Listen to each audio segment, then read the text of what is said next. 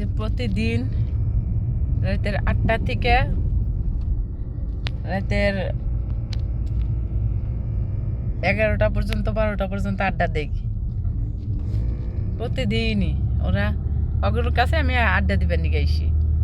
ওই দেখ আমার চাচাতো ভাই, মামাতো ভাই, বোনের দেউর, এগুলা ব্যাগটির লগে আড্ডা দিয়ে দিয়ে চলে যাই। এই যে চলে যাইতেছি এখন, আর একদিন আড্ডা দিতে পারবো অন্যায় বাসাল কালকে দিয়ে ইনশাল্লাহ পরশু দিন গো গো বাংলাদেশ।